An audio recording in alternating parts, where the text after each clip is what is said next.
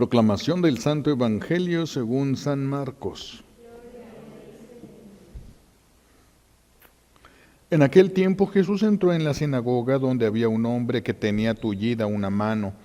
Los fariseos estaban espiando a Jesús para ver si curaba en sábado y poder acusarlo. Jesús le dijo al tullido: levántate y ponte allí en medio.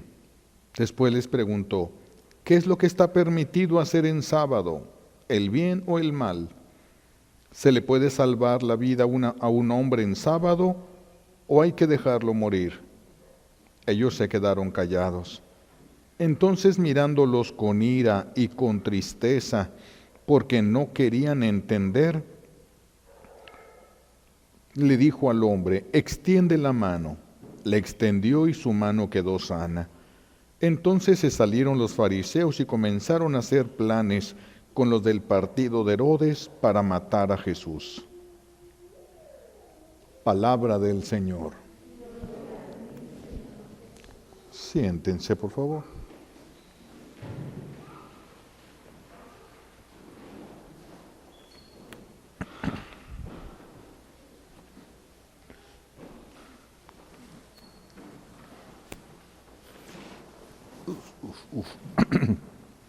Escuchamos hoy que Jesús entra en la sinagoga y había un hombre con el brazo paralizado. Era día sábado. La ley dice que el sábado es de Dios. Los fariseos, para proteger la ley de Dios, impusieron más normas para proteger supuestamente esta ley. Y entre las normas era que no se podía hacer ninguna cosa que representara trabajo.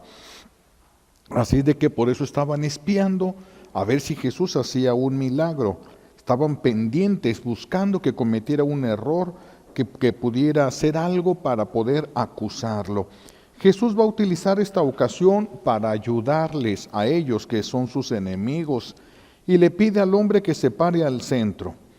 Sí, y pregunta, no pregunta qué dice la ley, sino pregunta qué es lo que enseña la ley.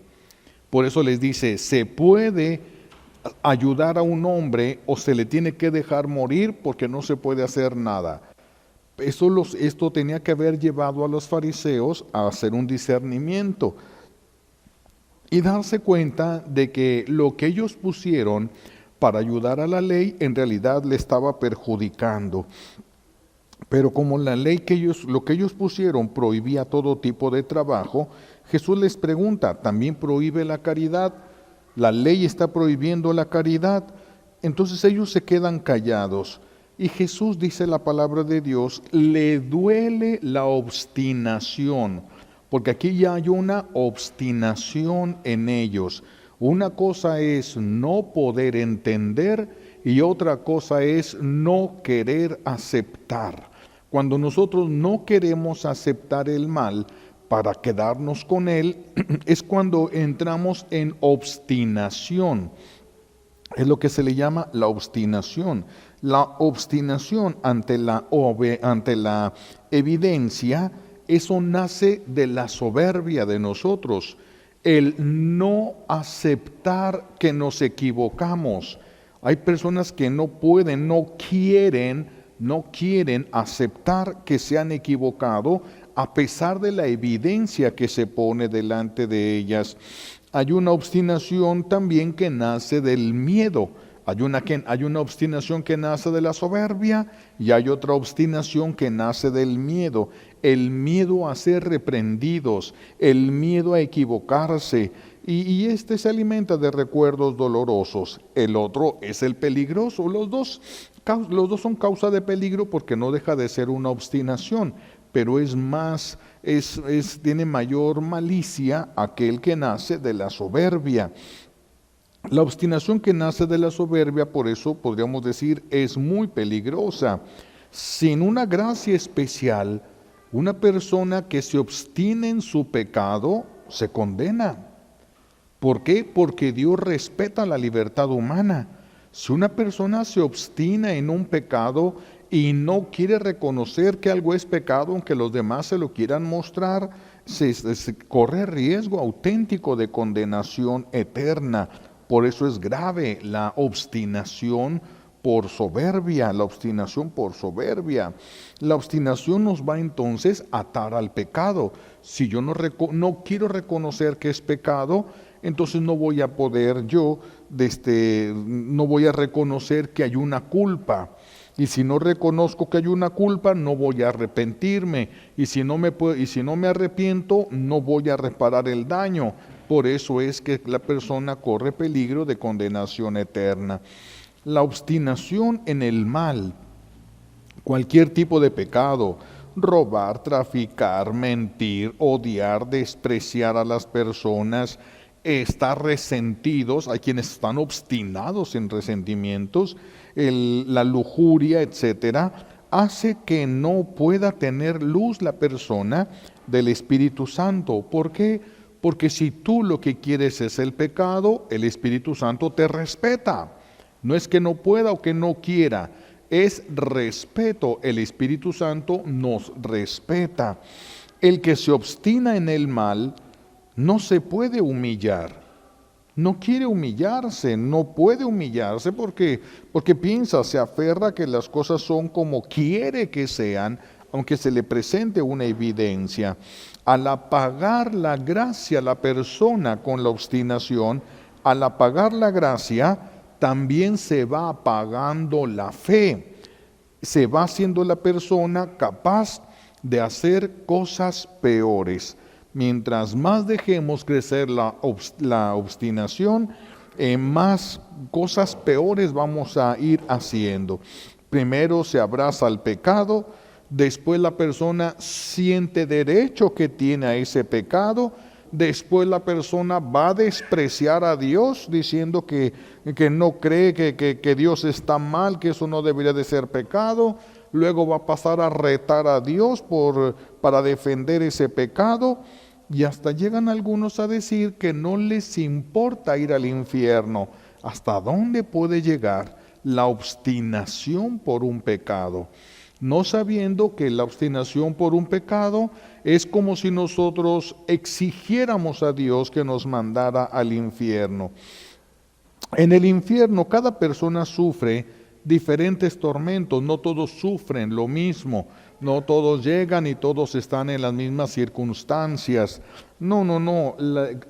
Dios es el que reina en el infierno y no permite que una persona sufra más de lo que le corresponda sufrir. Por eso es que Dios es el que tiene el control. Pero el enemigo de Dios se va a encargar de que nadie sufra ni poquito menos de lo que le corresponde sufrir. Si ellos pudieran ver uno solo de los que se obstinan en el pecado, si pudieran ver el lugar en el infierno que les correspondería si no cambian, de veras, por muy fuertes que sean, las personas que han visto el infierno terminan prácticamente orinados. Es un terror lo que se experimenta y lo que se vive. Y ellos nada más ven, no sienten el infierno, lo ven. Han sido llevadas varias personas a conocer el infierno y dan su testimonio, nada más ven. Y es algo que es, como a una de estos místicos, místicas le pide a Jesús que se prepare todo por 3 meses con ayunos y oraciones para que soporte el impacto de ver el infierno. Ya hay otros que van a llegar sin ninguna preparación para quedarse. Eso simplemente porque se obstinaron. Yo creo que así está bien. Yo creo es que no vas a ser juzgado de acuerdo a lo que tú pensabas que estaba bien, sino de acuerdo a la ley de Dios. Ese es el gran problema para muchos.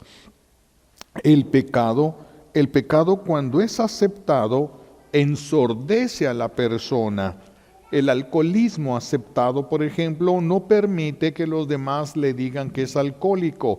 No soportan escuchar que son alcohólicos. Y así van muchas cosas. Los gordos no soportamos que nos digan gordos. Los flacos no soportan que les digan flacos. No soportamos que nos digan cuáles son nuestros pecados. El pecado ensordece para que no podamos ver nuestra realidad y no podamos negarnos al pecado. el pecado aceptado ensordece y ciega. El pecado, cuando nos ciega, solamente nos deja ver el placer que provoca el pecado, no nos deja ver las consecuencias que va a tener el pecado, solo nos deja ver el pecado en sí, el placer que va a provocar el pecado. Por eso la persona se obstina en el placer que experimenta, se expone con esto a la pérdida eterna de Dios. Si nos vamos al Salmo 80, encontraremos que la obstinación, más que un vicio, se le considera un castigo de Dios.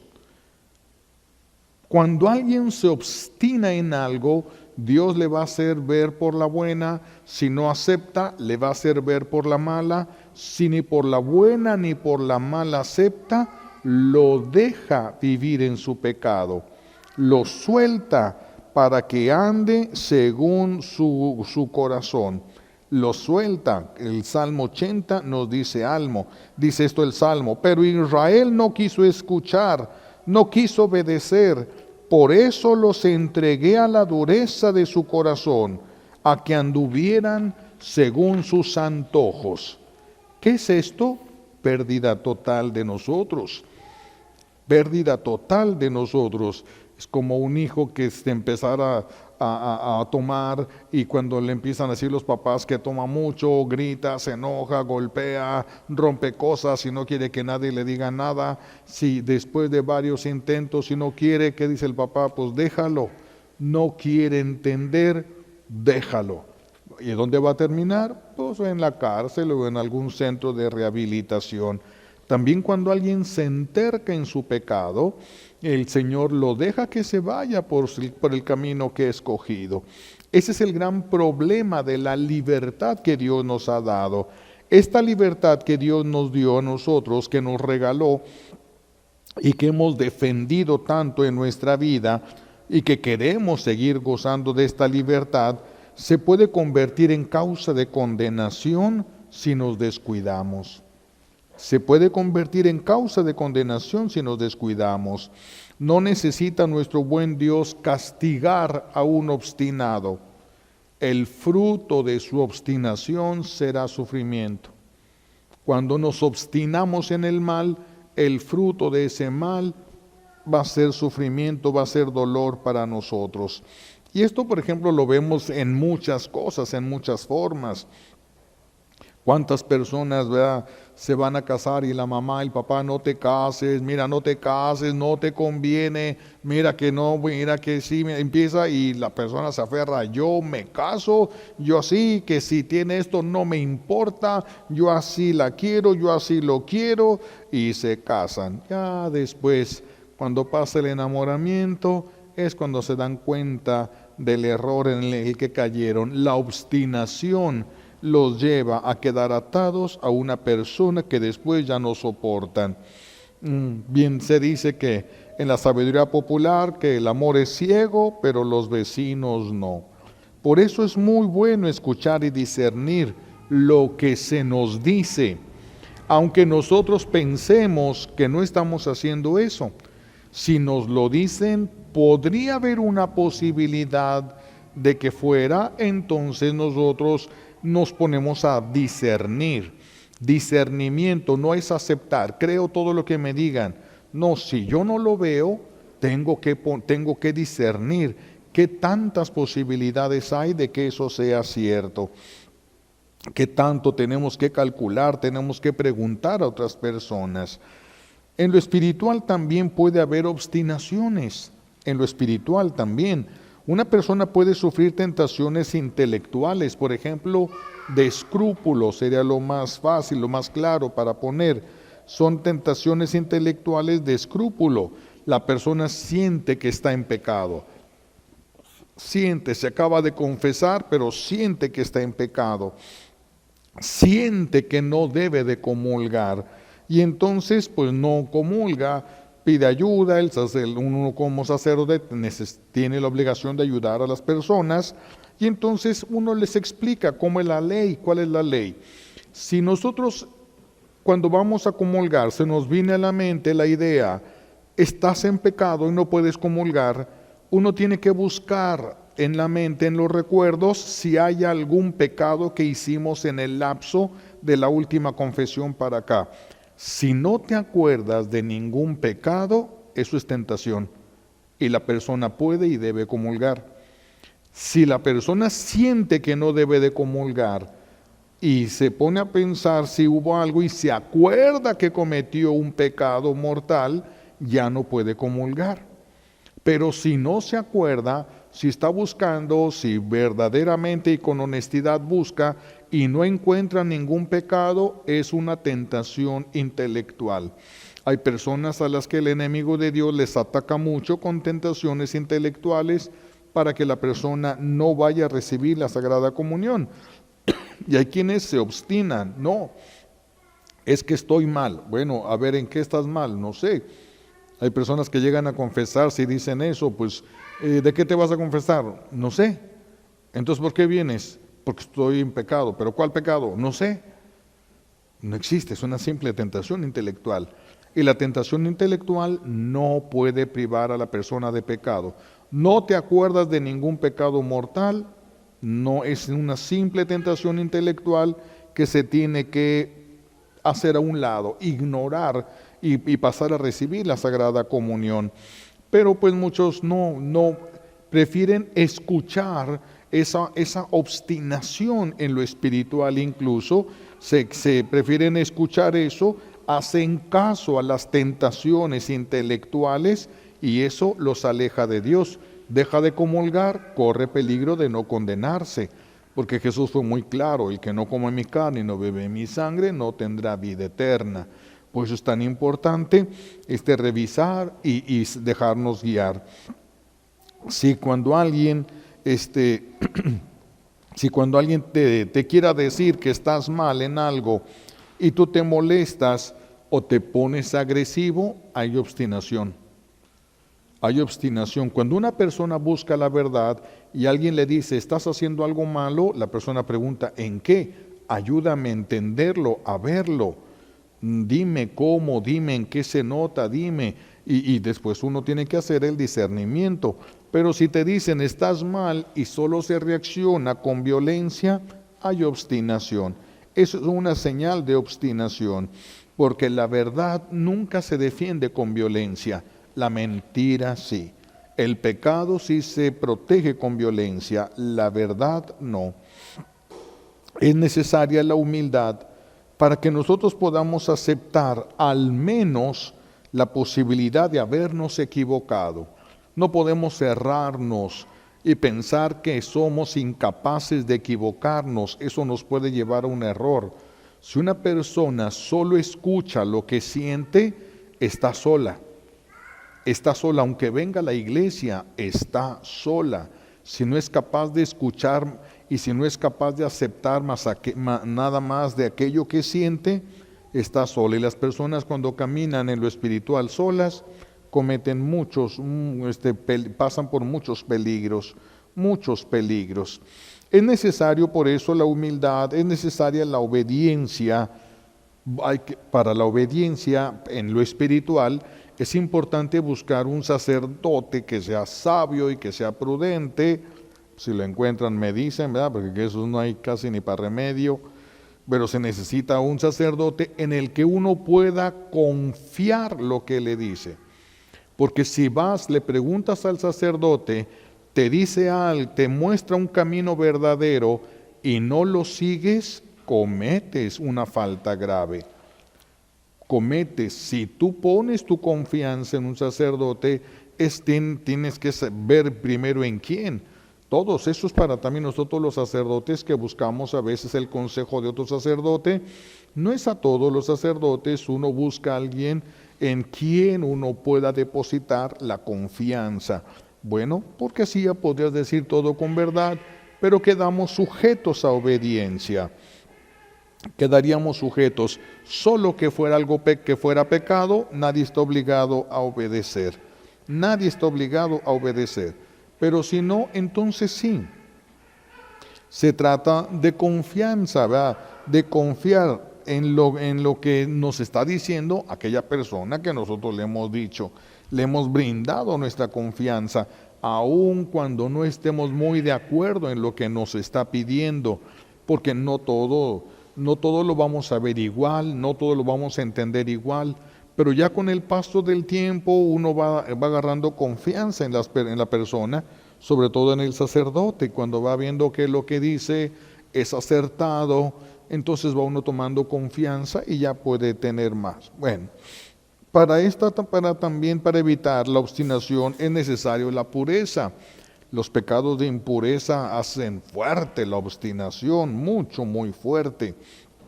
A Jesús, como escuchamos hoy en el Evangelio, le duele la obstinación. ¿Por qué? Porque la obstinación, ¿a qué llevó a Jerusalén? La obstinación, ¿a qué llevó a Jerusalén? La obstinación llevó a que la ciudad de Jerusalén fuera destruida. La obstinación en el pecado llevó a que la ciudad de Jerusalén fuera destruida. Por eso ese es el dolor del Señor. La obstinación nos lleva a la destrucción. La obstinación nos lleva a la destrucción. Por eso revisen. Hay que revisar todos nosotros si hay algo de obstinación. Si cuando te dicen que algo está mal, inmediatamente lo niegas, revisa si es soberbia o si es miedo. Porque se trabajan de diferente manera las dos cosas. Cuando uno le dicen algo y uno inmediatamente se niega, hay que revisar. Si uno acepta, puedes poner a prueba eso, preguntar a otras personas que sean sensatas, que tengan discernimiento, qué es lo que ven, si ven lo mismo o no, porque puede ser que la persona haya emitido un juicio equivocado. No se trata de creerles a todos, pero tampoco se trata de proteger nuestro pecado, de proteger nuestros errores. Cuidémonos todos de la obstinación, porque la obstinación nos puede poner en un verdadero peligro de condenación eterna. Le vamos a pedir a Dios Padre las gracias que necesitamos por los méritos de Jesucristo en la cruz y por la poderosa intercesión de la Santísima Virgen María al pie de la cruz. Alabado sea Jesucristo.